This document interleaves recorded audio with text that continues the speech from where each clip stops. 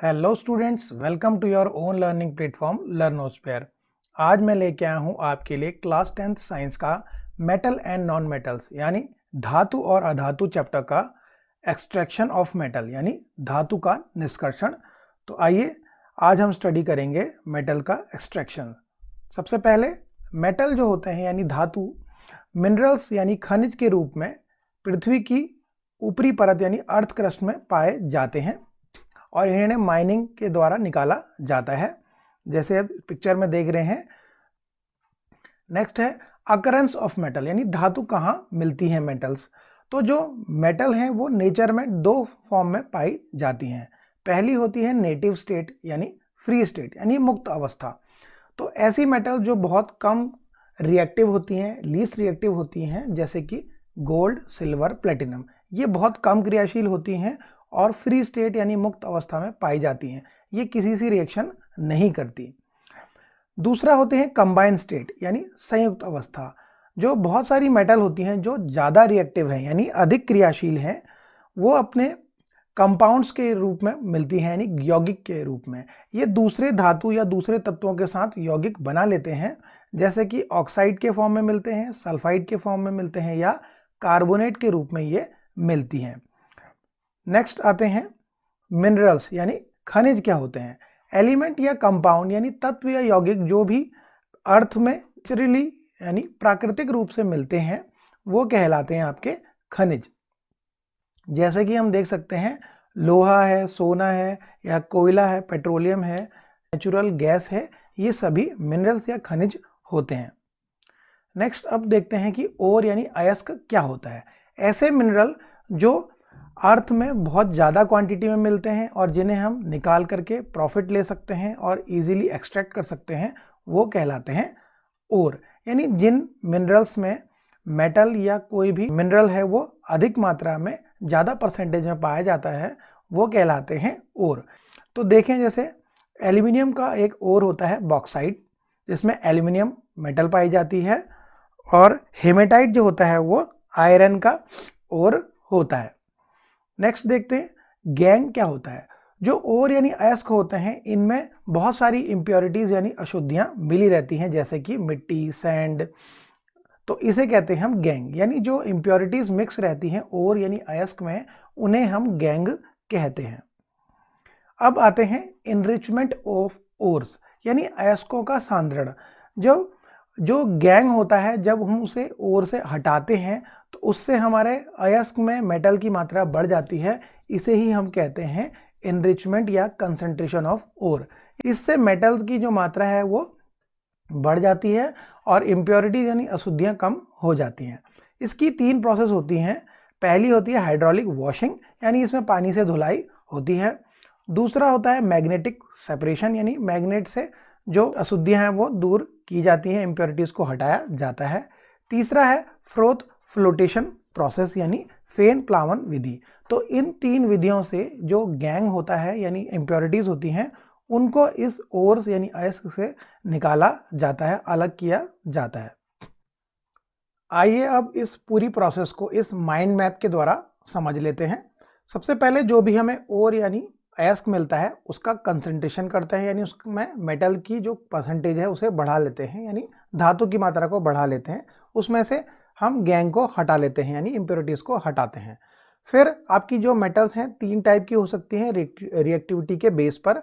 बहुत ज़्यादा रिएक्टिव जो होती हैं यानी बहुत हाई रिएक्टिव होती हैं, अधिक क्रियाशील, उन्हें हम इलेक्ट्रोलाइसिस के द्वारा प्राप्त करते हैं।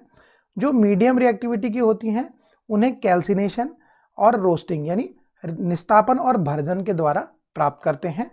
और जो बहुत कम रिएक्टिव होती हैं यानी बहुत कम क्रियाशील, उन्हें हम सीधे रोस्टिंग यानी गर्म करके हम मेटल को प्राप्त कर सकते हैं। अब इसे ही हम इस रिएक्टिविटी सीरीज के द्वारा समझ लेते हैं। रिएक्टिविटी सीरीज में देखिए तो ऊपर की जो धातु हैं हमारी, जैसे potassium, sodium, calcium, magnesium, aluminium, ये बहुत ज़्यादा रिएक्टिव होती हैं। इन्हें हम इलेक्ट्रोलाइसिस से अलग करते हैं। मॉडरेट रिएक्टिव यानी जो थोड़ी कम क्रियाशील हैं, जैसे जिंक, आयरन, लेड और कॉपर, इन्हें हम कार्बन के द्वारा रिडक्शन करके यानी अपचयन के द्वारा हम इन्हें अलग करते हैं। और जो कॉपर सिल्वर गोल्ड हैं, यानी जो बहुत ही कम रिएक्टिव हैं और जो मुक्त अवस्था में मिलती हैं, इन्हें हम सीधे हीट करके भी प्राप्त कर सकते हैं, ऑब्टेन कर सकते हैं। आइए वन बाय वन इनको देखें। सबसे पहले जो मेटल बहुत ही लो रिएक्टिविटी में होती हैं, उनको देखें कि क्या मेथड है। जो सक्रियता श्रेणी में नीचे होती हैं, जैसे कि मरकरी और कॉपर, ये बहुत कम क्रियाशील होती हैं। तो ये जो मेटल्स होती हैं जो बहुत लीस्ट रिएक्टिव हैं, कम क्रियाशील होती हैं, ये सल्फाइड के रूप में मिलती हैं, यानी सल्फाइड ओर के फॉर्म में मिलती हैं।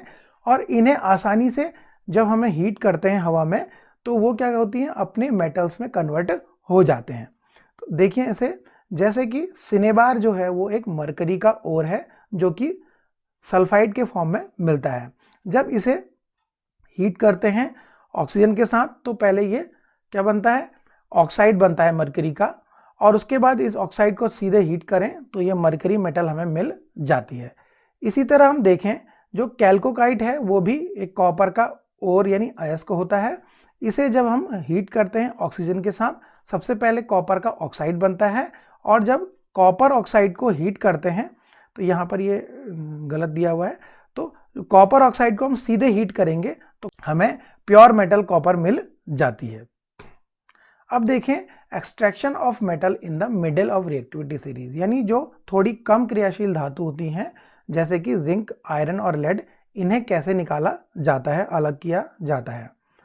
सबसे पहले देखें तो मॉडरेटली रिएक्टिव मेटल होती हैं जैसे कि जिंक, आयरन और लेड।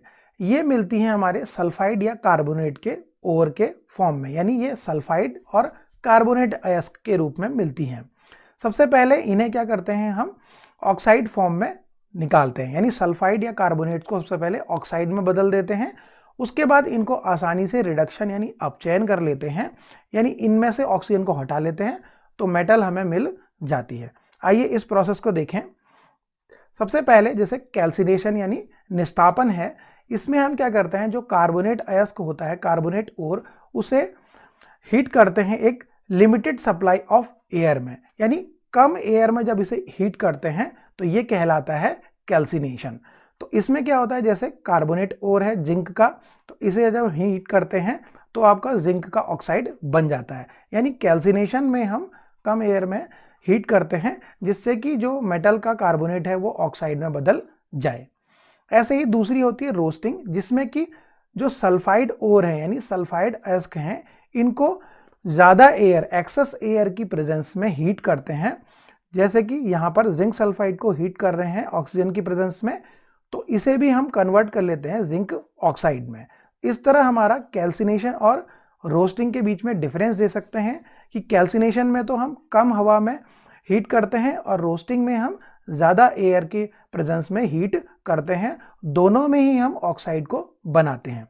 अब नेक्स्ट प्रोसेस क्या होती है कि जो हमें ऑक्साइड्स मिले हैं, यानी जो मेटल के ऑक्साइड मिल गए हैं हमें कैल्सिनेशन और रोस्टिंग यानी भर्जन और निस्तापन से, उसको हम क्या करते हैं, कार्बन जैसे कोक के द्वारा हम इसे रिडक्शन से जो मेटल है उसे हम अलग कर सकते हैं। तो जैसे जिंक ऑक्साइड यहाँ है, इसे हम कार्बन से रिएक्ट कराते हैं तो जिंक हमारा मेटल अलग हो जाता है और कार्बन जो है वो ऑक्सीजन के साथ जुड़ जाती है। तो इस तरह हम रिडक्शन करके प्योर मेटल को यहाँ पर प्राप्त कर सकते हैं, ऑब्टेन कर सकते हैं। तो ये रही मॉडरेट रिएक्टिव मेटल जैसे कि जिंक, आयरन, लेड, जिन्हें हम कैल्सिनेशन, रोस्टिंग यानी भर्जन, निस्तापन और लास्ट में रिडक्शन यानी अपचयन के द्वारा अलग कर सकते हैं। Reduction of metal oxide using sodium, aluminium and calcium, यानी कार्बन के अलावा हम इन मेटल ऑक्साइड्स को जो अधिक क्रियाशील यानी ज़्यादा रिएक्टिव मेटल्स हैं जैसे सोडियम, एल्यूमिनियम, कैल्शियम, इनसे भी हम इनका रिडक्शन करा सकते हैं। तो जो मेटल ऑक्साइड होते हैं वो आसानी से हाईली रिएक्टिव मेटल जैसे कि एल्यूमिनियम और कैल्शियम से डिस्प्लेसमेंट रिएक्शन के द्वारा यानी विस्थापन अभिक्रिया के द्वारा हम इनको अलग कर सकते हैं। ये मेटल बहुत ज़्यादा रिएक्टिव होती हैं जैसे कि एल्यूमिनियम और कैल्शियम, और ये दूसरी मेटल को हटा देती हैं। जैसे कि हम देखें, मेटल जैसे मैग्नीज और आयरन होती हैं वो कम रिएक्टिव होती हैं और एल्यूमिनियम और कैल्शियम ज़्यादा रिएक्टिव होती हैं।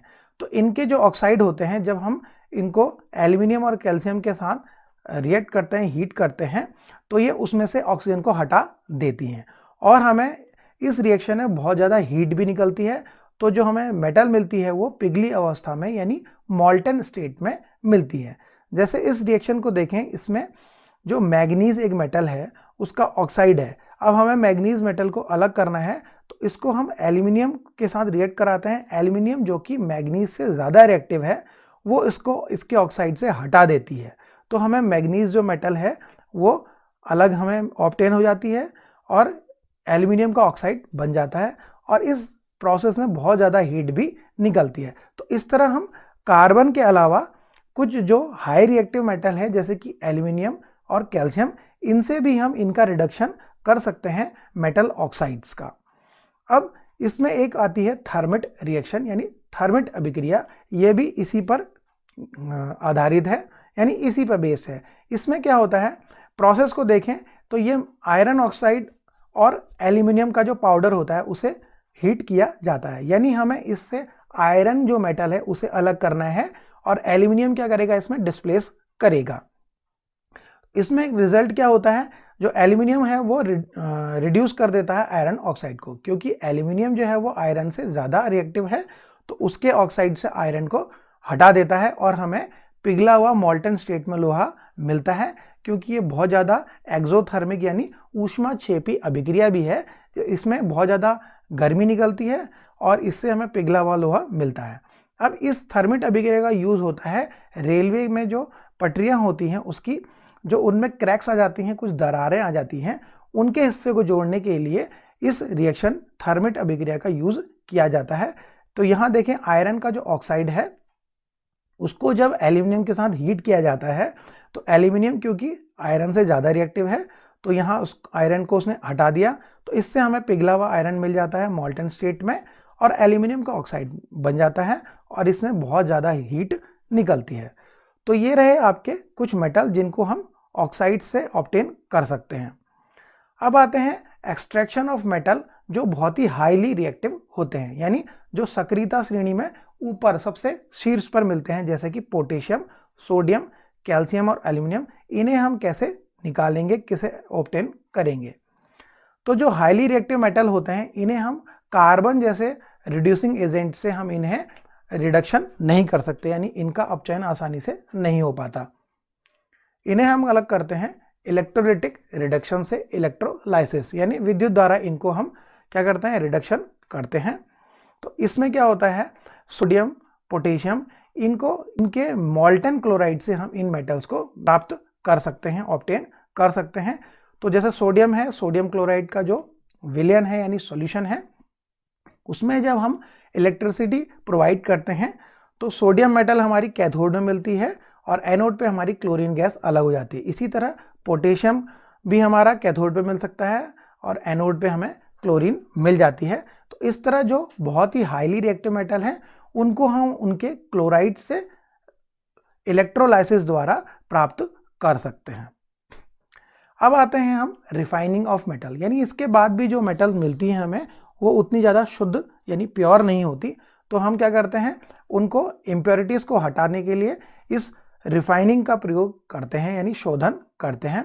इसमें सबसे कॉमन मेथड है हमारा इलेक्ट्रोलिटिक रिफाइनिंग यानी विद्युत अपघटनी शोधन, यानी इसमें विद्युत के द्वारा रिफाइनिंग की जाती है।